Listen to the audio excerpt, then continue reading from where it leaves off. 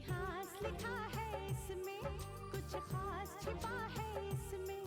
इतिहास लिखा है इसमें, कुछ खास छिपा है इसमें। मर्यादा है, कोई वादा है, विश्वास रखा है इसमें। सात फेरों से मिला ये तो उपहार है, मेरा श्रृंगार है, मेरा श्रृंगार है, मेरा श्रृंगार है, मेरा श्रृंगार है।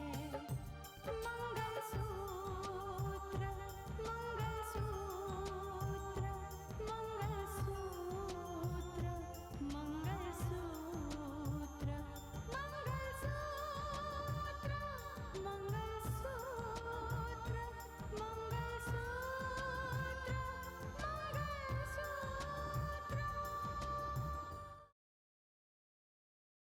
वकील साहब, कहीं ऐसा तो नहीं कि आप भी मानस को गुनहगार समझने लगे हैं? देखिए, इस मामले में कुछ भी करना मुमकिन नहीं है। मैं जब तक केस की पूरी स्टडी नहीं कर लेता, इसके बारे में कहना कुछ भी अच्छा नहीं। क्या करूं? मेरी कुछ समझ में नहीं आता है। कोई भी वकील इस केस को लेने से इनकार कर रहा है। लेकिन मेरे घर की बर्बादी की जिम्मेदार रितिका है, ये मैं कभी नहीं भूल सकती। जीजा जी, यही सही वक्त है अपने बदले की आग को बुझाने का।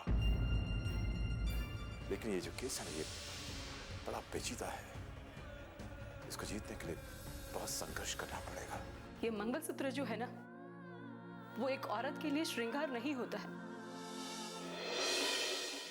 ये मंगलसूत्र उसके पति की तरफ जो उसकी आस्था होती है ना, उसका प्रतीक होता है। खैर छोड़ो इन बातों को रितिका। मैं तो सिर्फ यही कहना चाहता हूं कि मेरे लिए इतना परेशान मत हो।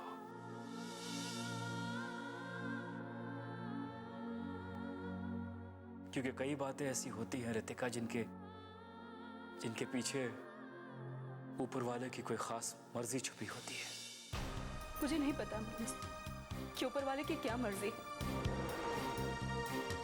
लेकिन इतना जरूर जानती हूँ कि अब कुछ भी हो जाए, चाहे ऊपर वाले से लड़ना क्यों ना पड़े, लेकिन मैं तुम्हें छुड़वा के रहूंगी। कुछ भी हो जाए, मैं तुम्हारी रिहाई करवा के ही रहूंगी।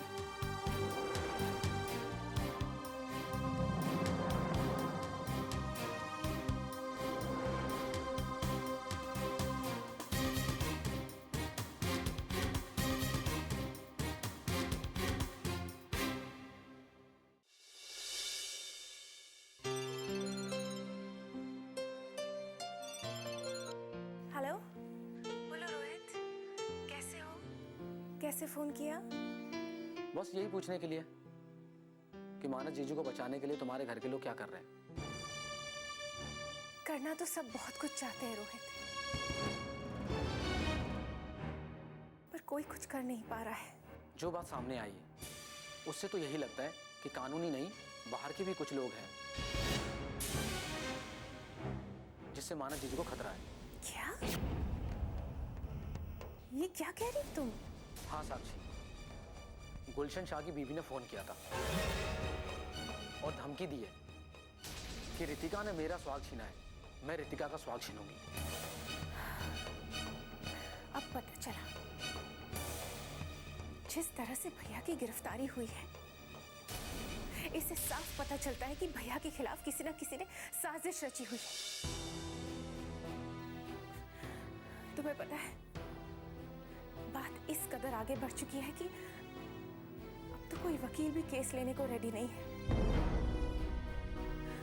बड़े पापा ने 2-3 वकीलों से बात की थी, उन्होंने केस लेने से मना कर दिया। रितिका भाभी ने भी 2-3 वकीलों से बात की थी, कोई केस लेने को रेडी नहीं है रोहित।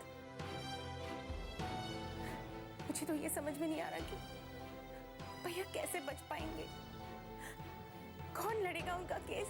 इस बात के लिए परेशान होने की जरूरत नहीं और ना ही किसी वकील से बात करने की जरूरत है। किसी वकील से बात करने की जरूरत नहीं है मतलब? क्योंकि पापा ने यह फैसला किया है कि मानस जीजू को बचाने के लिए वो खुद केस लड़ेंगे।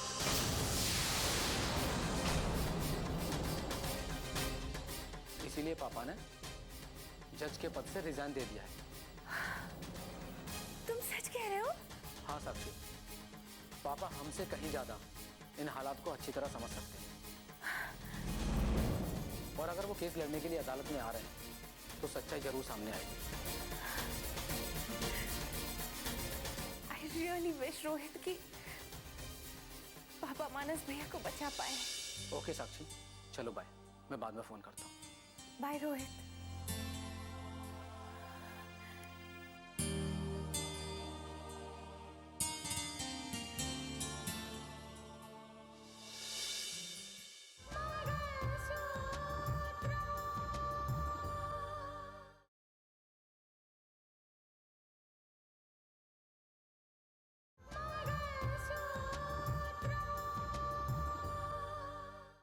ऋतिका तो ये मानने को तैयार ही नहीं कि राकेश जिंदा है।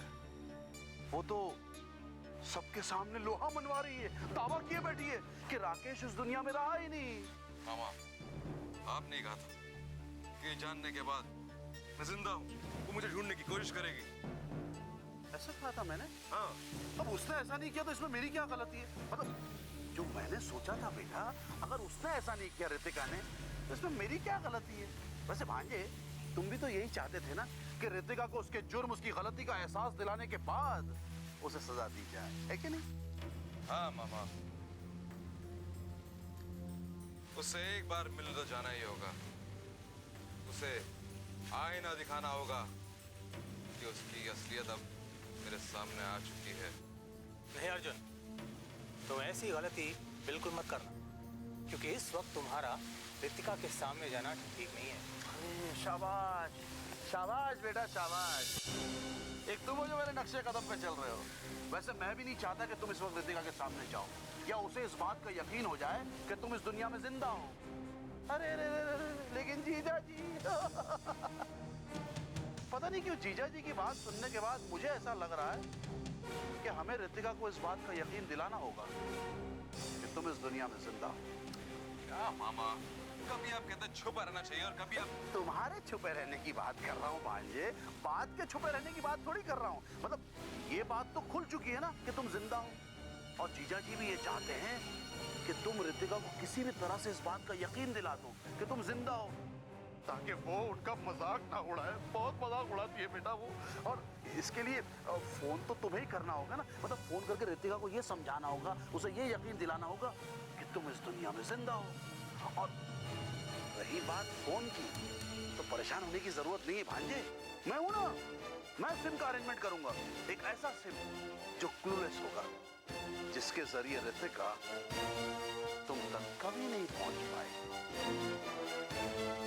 अगर ऐसी बात है मामा, तो ऋतिका को मैं फोन करूंगा, उसे यकीन दिला दूंगा कि राकेश अभी जिंदा है। हाँ।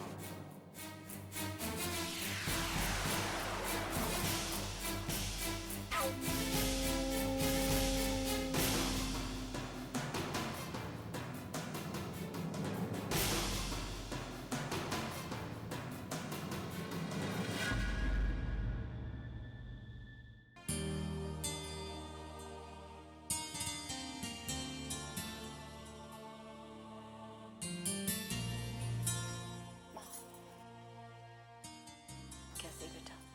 मैं ठीक हूँ माँ, आप कैसे हो? माँ, पापा कहाँ है? अंदर है, तैयारियां करनी है उन्हें, कल मानस के केस की पेशी जो है। हाँ माँ, यही जानकर आई हूँ मैं। मुझे तो यकीन ही नहीं होता कि मानस का केस पापा खुद लड़ेंगे। मैंने सुना था ऋतिका कि आग अगर एक बार लग कर भड़क जाए ना, तो कुछ जलाए बिना बुझती नहीं। अब देखो ना, यहाँ पे भी कुछ ऐसा ही नजारा है। जो आग लगी थी उसमें किसी का कुछ जले या ना जले, लेकिन भाई जी का वो औहदा जो उन्हें जज साहब कहलवाता था, वो जल के राख हो चुका है। चाची, मुझे पता है कि आप सच कह रहे हो। मैं खुश हूँ मानस के लिए, लेकिन मैं हैरान भी हूं कि पापा ने मानस के लिए अपने पद से इस्तीफा दे दिया। हाँ रितिका,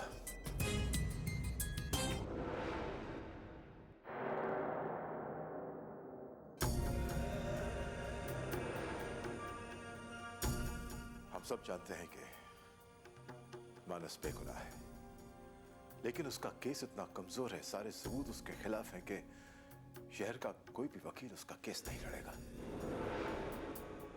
अब अगर उसे इंसाफ दिलाना है तो मुझे अदालत में वकील का चौका पहनना होगा।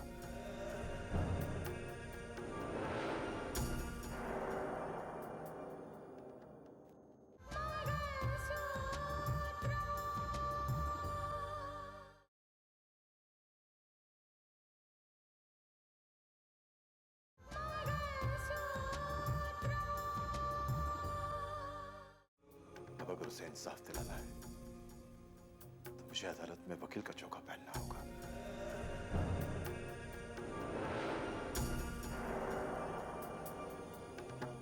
इसीलिए मैंने जस्टिस की कुर्सी से इस्तीफा दे दिया। लेकिन पापा आप... रितिका, राकेश के खिलाफ फैसला सुनाकर जस्टिस आदित्य प्रताप सिंह ने अपना फर्ज निभाया।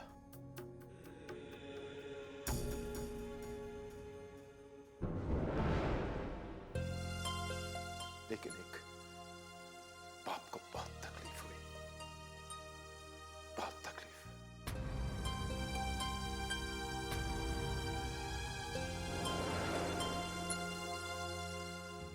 ऐसा लगा कि मुझसे मेरा साया ही जुदा हो गया। आज तक मैं उस तपिश में चल रहा हूं, लेकिन कुछ नहीं कर सका।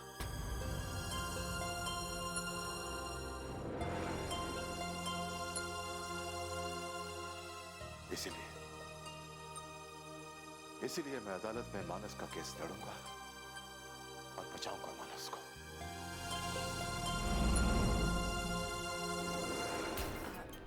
देखो रितिका, भाई जी के इस फैसले ने तुम्हें एहसास दिलाया ही होगा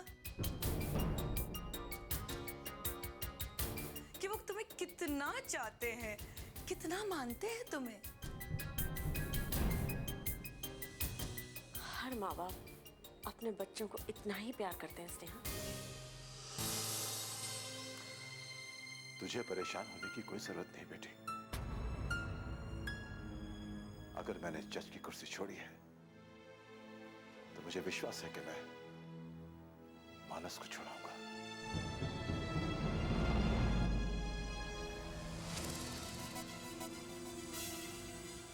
उसे जरूर बचाऊंगा मैं। ये भी कोई कहने की बात है भाई जी? क्या अब भी इसमें कोई शक है कि मानस नहीं बचेगा?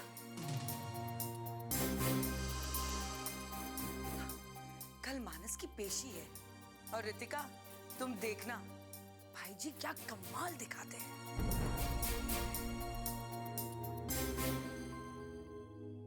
वक्त चाहे कितना भी लगे, तू अपना हौसला मत खोना बेटी। पापा मुझे समझ में नहीं आता कि मैं ये बात आपसे किस तरह से कहूं।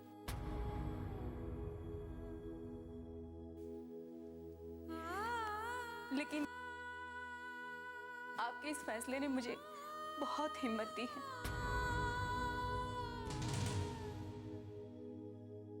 अब तक ऐसा लग रहा था कि इस पूरी लड़ाई में मैं बिल्कुल अकेली हूं।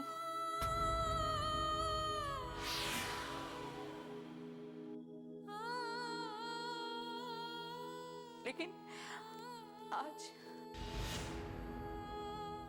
आपके साथ मिल जाने से मुझे ऐसा लग रहा है कि सिर्फ आप नहीं हो मेरे साथ, पूरी दुनिया है मेरे साथ।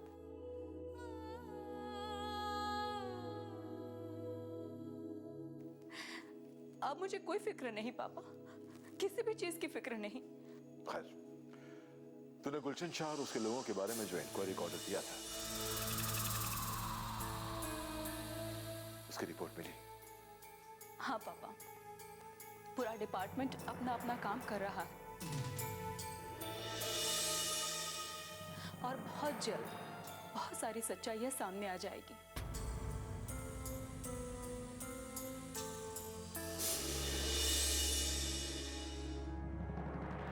और आपको पता है पापा, इस केस में जो जो लोग भी शामिल थे ना, उन सभी को इंक्वायरी लेटर पहुंच चुका है।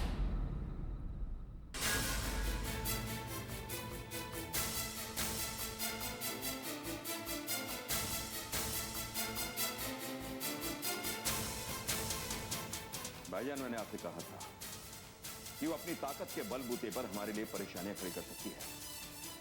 ये रहा मुसीबतों का पिटारा जब खुलने लगा है।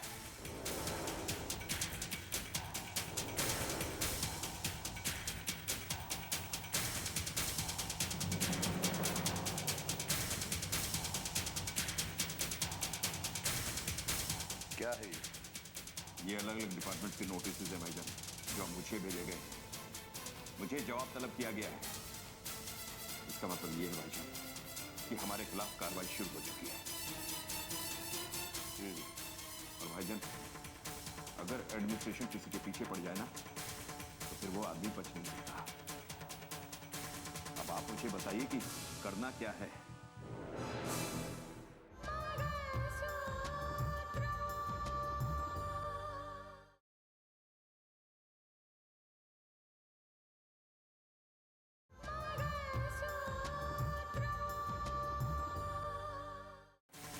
आप मुझे बताइए कि करना क्या है।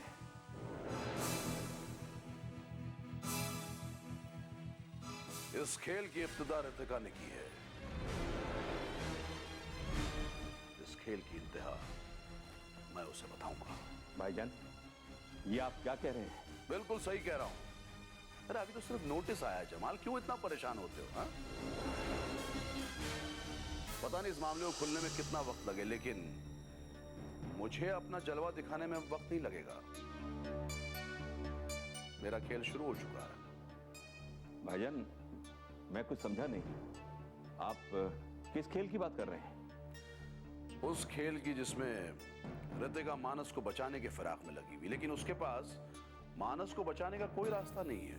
उससे इस मामले का क्या लेना देना भाईजान? माना कि इस मामले से उसका कोई लेना देना नहीं, लेकिन इसके बाद जो मामला आने वाला है उससे तो लेना देना है ना।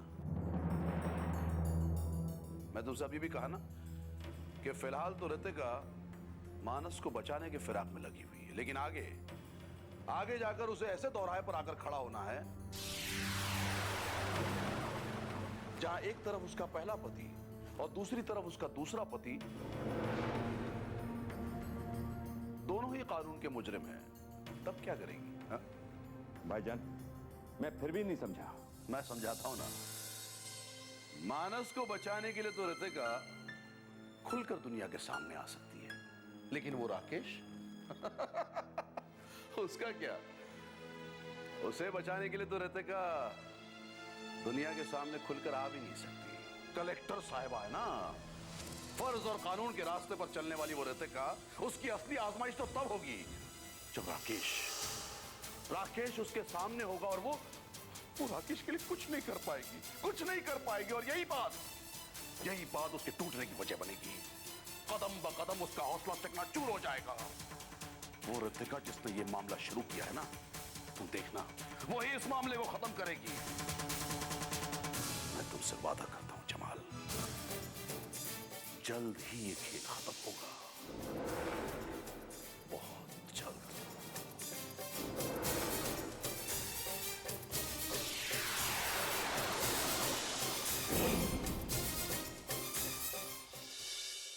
क्या कह रही हो साक्षी? जज साहब ने इस्तीफा दे दिया? हाँ बड़े पापा, ताकि वो मानस भैया का केस एक वकील की हैसियत से लड़ सके। इसीलिए उन्होंने इस्तीफा दे दिया, क्योंकि एक आदमी दो ओहदे पर तो नहीं रह सकता ना। मतलब मानस को बचाने के लिए उन्होंने अपनी ओहदे की कुर्बानी दे दी? हाँ, शायद उनको इस बात का एहसास हो गया होगा कि कोई भी वकील इस केस को लेने के लिए तैयार नहीं होगा।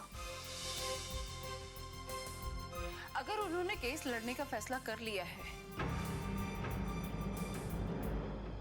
तो ये जरूरी तो नहीं कि वो केस जीत जाएंगे। ये कैसी बातें कर रही है माँ? वो केस क्यों नहीं जीतेंगे?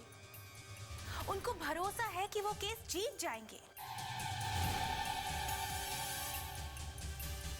इसीलिए उन्होंने ये केस लिया है, अपना इस्तीफा दिया है। तुम्हें उनके भरोसे रहना है तो रहो, मैं उन पे भरोसा करके नहीं बैठ सकती। तो कीजिए ना, आपको जो कुछ भी करना है वो करिए। हम सब यहाँ ये कोशिश कर रहे हैं कि मानस को किसी भी तरह से बचाया जाए, और आप है कि हाँ हाँ बस, अगर उन्होंने केस ले लिया है तो अब हमारे सामने गुरूर दिखाने की जरूरत नहीं है। तरस आता है मुझे आप पर। मैं जब कभी भी आपके बारे में सोचती हूँ ना, तरस आता है। वो इंसान जो आपके बेटे के लिए इतना बड़ा त्याग कर रहा है और आप उसी के बारे में ऐसी बातें कर रही हैं।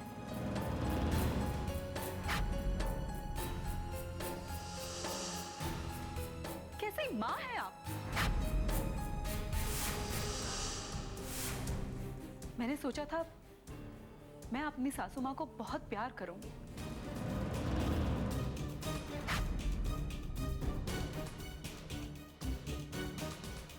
बहुत इज्जत दूंगी उनको, लेकिन देखिए अपने आप को, आप